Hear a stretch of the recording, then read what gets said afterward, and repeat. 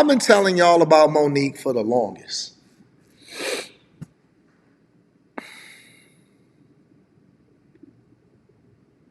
I've been telling y'all about Monique for the longest. And when everybody was sitting here talking about how awesome she is, when everybody was sitting here talking about how awesome she is, and just because she get on there and say, my baby, hey babies, hey babies, and she was say, hey, remember when she was talking about D.L. Hughley and the role that he played in his daughter's lives and his kids and how his dog shouldn't even fuck with him because he a trash parent and all of this? Remember when over the last year and a half she been talking shit? She got something to say about every single person about how they did them wrong. Well, guess what? The person that decided to step up, aside from D.L. Hughley, and say, you know what, Monique actually is not the person that y'all thought that she was. Now, I have not watched this yet because I want to react to it in real time. I have not watched this yet, but I want to react to it in real time.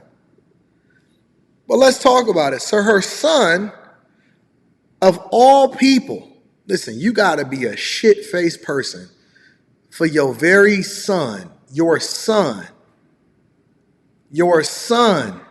to come and expose you. Of all people, it wasn't a producer, it wasn't another comedian, it wasn't Cat Williams, it wasn't D.L. Hughley.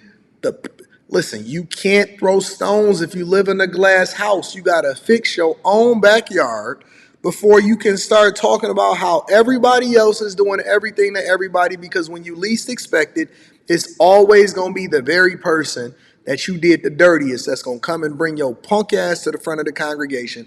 And I told y'all, y'all was over here talking about how she the savior and all of this shit. Okay, well, let's get into it and see what her son had to say. Let me see. I'm gonna fast forward it because I know that this has got a little bit of stuff. I want to get straight to the meat and potatoes.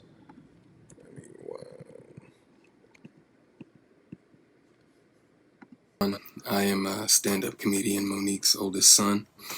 I guess I felt the need to make this video to just provide some context into this false narrative about her praying to the universe in order to reconcile our relationship or whatever the hell it is. I wrote it all down so that way I don't go all over the place and get emotional or anything like that. So I'm gonna talk like I'm reading a script, but it's just gonna help me kind of stay together. But to address the Club Shishay interview that she did, where she states that she prays to the universe in regards to reconciling our relationship, as I stated, is odd. My mother and I both know that that is a very false narrative, and I would like to free her of having to continue telling that lie.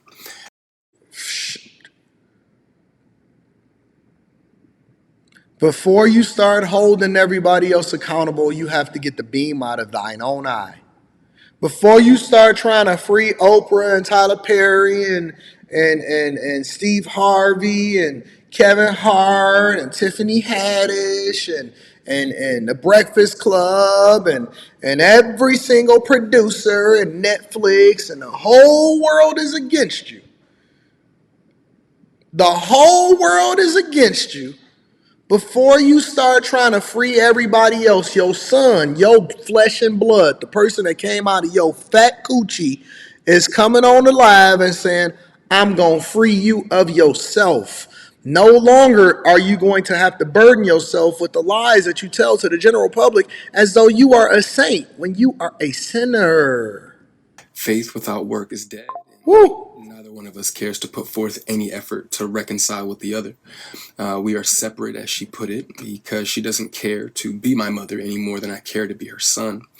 Neither one of us has had the desire to reach out to the other in a very long time, and I don't think that either of us anticipates that feeling ever returning. You know it, Speaking with Peter. my mother directly in my experience will either lead to some odd newfound moment of clarity in regards to how she was as my mother, or she retreats back to daddy to move forward with a conversation. And I'm tired of hearing my mother's truths. Newsflash, I'm not sure if people know, but standing in your truth doesn't make you noble. I'm not sure if people are aware of that. But responding this way, I feel as though it allows me to say my piece uninterrupted. To those wondering, well, why say something now?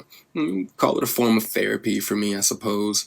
But when her daddy had intentionally stated that they have 3 sons, but his wife is on the internet talking about the 4th son in a video that has millions of views, that rubbed me the wrong way. Woo! He said, listen, I've been watching you for a long time, mama. As you continue to refer to your daddy, I've been watching you for a long time, mama. And it wasn't until you said something that just absolutely triggered me that forced me to start to bring you to the front of the congregation. And see, I got to get this man some credit. He's been quiet for a long time. He hasn't exposed her. He's been chilling. But she's continuing to volunteer lies to y'all. And because y'all so smitten with the fact that she gonna take somebody down or she gonna expose somebody, I want the same people that had the same enthusiasm that she had for everybody else to give her that same energy back. Listen, all of that lying and that, hey, sugars, hey, my little babies. Did she talk to her son like that? Was she there for her son like that? Was he one of her little babies? Now, why would she have so much love for y'all and fixing the community when she can't even fix the relationship that she got with her own son? Why would she be holding everybody else accountable? And all of them, almost all of them, tend to be men, but she's not holding her own self accountable because the first way that you fix something is by cleaning up your own backyard. Don't sit here and tell everybody else how it is that they need to get their property together, and yours is the worst one on the block. You ain't even got a relationship with the very person that came out of your coochie. And you sitting here holding other people accountable? Really? And he's freeing you from the lie. He's finally letting you get your rocks off. And don't worry, I'm going to play that response because I ain't seen that either. I save everything for after hours. I save everything for after hours. But anyway, to inform a child that you No, are no, no, not no, no. You missing it, cash flow hustles. It's not that she's admitted that her and her estranged son or her and her son have an estranged relationship. It's why you ain't fucking fixed it, but you keep trying to force everybody else to apologize to you, and they don't even have no relationship with you. I don't give a fuck if you got an estranged son just because you admit it. That don't make it right. So you admitted that you knocked another nigga upside the head, but that don't mean that you right. Fix that shit. The only way that you can really hold somebody else accountable is by holding yourself accountable first. Don't matter if you admitted it. What's that? Wait, why do y'all think that just because somebody admits something that they deserve a cookie? So what y'all want, a cookie? You want to feel good about that? That don't mean shit to me. Fix that shit. Talking about, I'm admitting it. No, fix it. interested in being a mother at a time when that kid is the only kid that has the potential to lead a child to believe that you are not interested in them specifically. But to take it a step further, Take it further, you big dog. also admit, my mother had also admitted to me that she didn't do the best job that she could do, which would also make one begin to question, all of your past decisions and prior emotional interactions. But to be completely honest and fair, Facts, Arturo. those were things that I was willing to get over. Nobody's perfect. We're all human. But my mother showed a clear lack of humility, compassion, and consideration when taking any level of accountability for those things. My mother does a fantastic job of acknowledging a lot of things, but she doesn't take accountability very well, and anything that she may take true accountability for, it's only at her convenience. Oh, so she's just like every other modern woman. She has no problem forcing you to take accountability for your actions, but her kryptonite is taking accountability for hers. So when you hold her accountable, listen, at no point have I ever heard Monique say, I'm a fuck up. Even when she was admitting on Club Shay Shay that she was out here sexing and being a whore, she didn't even fully admit that she was a whore. She said, I almost got there, and then my daddy said, oh no, mama, you wasn't a whore. You was just temporary community pussy or some dumb shit like that. It's because she employed him. She got to make sure that he got a job. Of course, that nigga gonna tell her whatever it is that she, because you can't hold nobody accountable if you're not bringing in no bread as a man. It's difficult for you to hold somebody. How you gonna hold the breadwinner accountable if you a man? How you gonna hold the breadwinner accountable?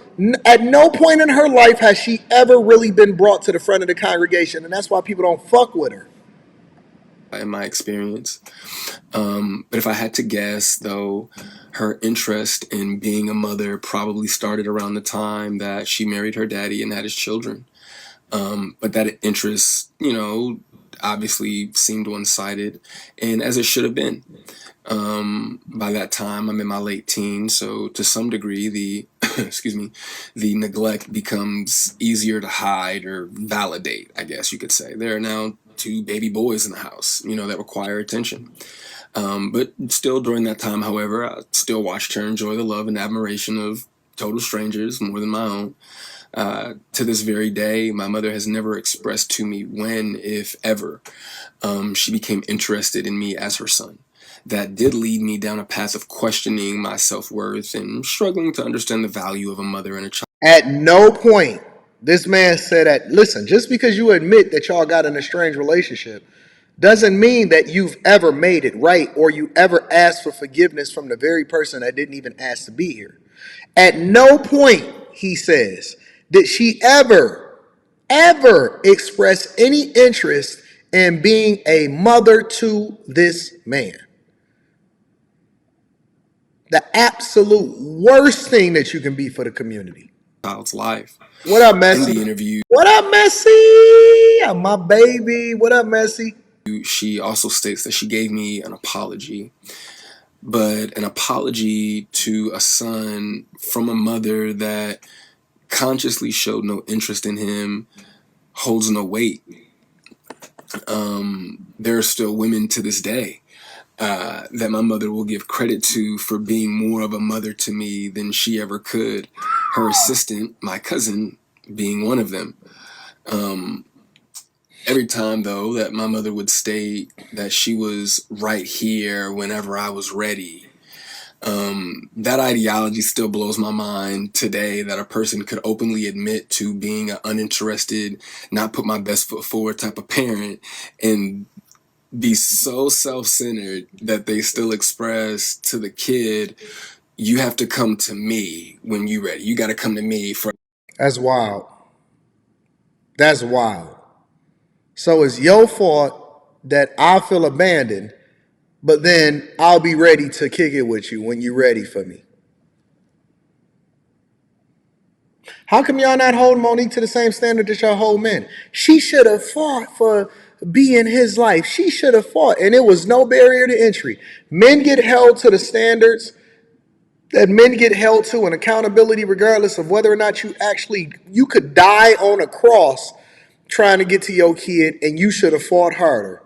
But for her, it's, you know what? I'll kick it with you when you ready. Not her seeking insight, information, forgiveness, taking accountability, trying to make it right, building a new relationship. This man is clearly expressing his interest in having some kind of closure or at least some semblance of a relationship that he always longed for. And she can go on Club Shay Shay and call up Cat Williams. See that brother? Use that nigga. That's what she said on the stage, right? but she can't call her own son because he got to reach out to her, not the other way around. She went out of her way to get in touch with Tyler Perry, Cat Williams, Kevin Hart's assistant, Steve Harvey, Club Shay Shay, Tiffany Haddish, Gayle King, Charlemagne from the Breakfast Club. Who the fuck knows? But she can't make one phone call to her own son? Okay. I want to see how much y'all really, really hold her down and how much she's right about this one. For us to Because make I think that she's a piece of shit. I think that everything that y'all see her doing is a finesse. She finessed Netflix. They got the bad end of the deal. She finessed every fucking body that she's ever been in a relationship with, as far as from a business perspective. And now she's out here finessing y'all and the general public of y'all sentiments, and y'all really, really is going for it. Apparently, she's creating some kind of documentary called Boo. Is that what she said? I wonder if she's in it. I wonder if her son can do the opening monologue. this right. Okay. But I'm not sure what my mother could possibly think that she has shown me in the past or have for me now that's not money, goodness gracious, that would make me want to come to her or whatever those feelings are supposed to be. A mother is supposed to be the first woman that a boy falls in love with. I loved my mother very much. But my mother loved things more than she loved me. And she would validate her love for me by giving me things and would proceed to call me ungrateful or inconsiderate if said things did not have the desired effect. I couldn't imagine what it's like to be her, though, to ask God for what you want, and then he gives you what you need, though, only for you to ignore it and have the audacity to ask God for something else. And I'm glad I don't. I'm glad I didn't do that. And when he told you no, you went to the universe instead. By no means, though, do I want to give off any type of an impression that I am a victim of anything. It's not the case. As you can see, I'm smiling from ear to ear. I'm alive. I'm happy. I'm a dad. I'm healthy, I think. I drink a lot of water. I'm getting over a cold now. I still have my days just like everybody else. And, there were a few things that she did teach me along the way. I did learn how not to love from my mother. I also...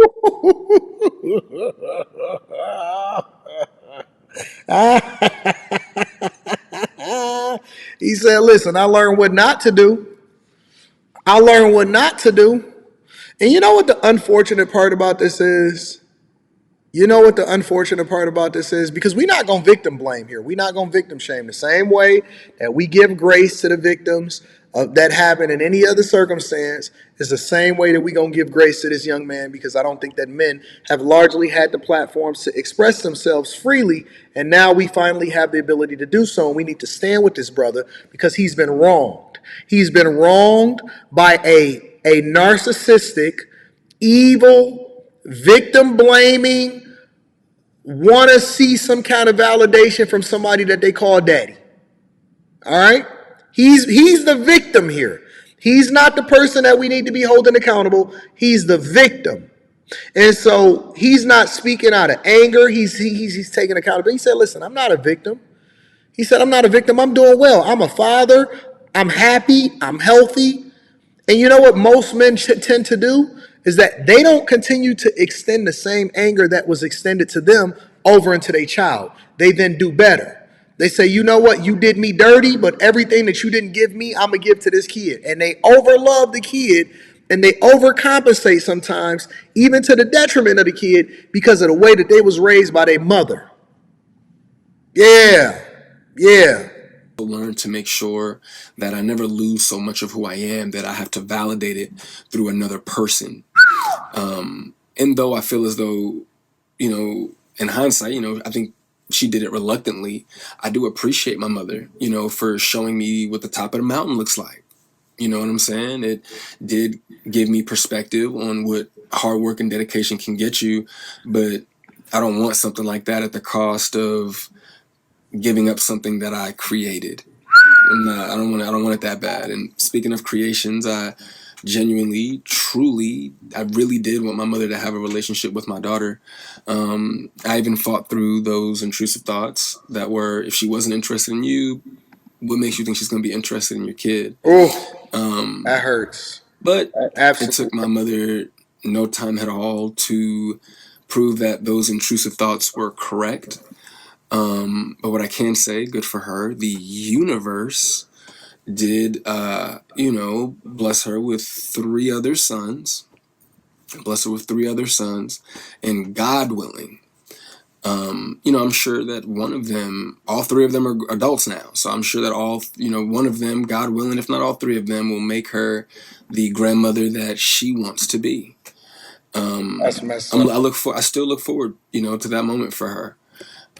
But overall, when it comes to the boys, though, I am happy that whenever they do hear me talk, sorry, my phone did something weird, but whenever they hear me talk, they don't know what it is. They can't relate to what it is that I'm saying. My experience with my mother is not their experience with our mother. So my prayer for her and them is that they continue to see her the way that they see her now. I do also want to make sure that I say thank you to my mother for giving me life. Without that moment in time, I wouldn't have had my little one. But outside of that moment, there isn't anything that either of us has to offer the other.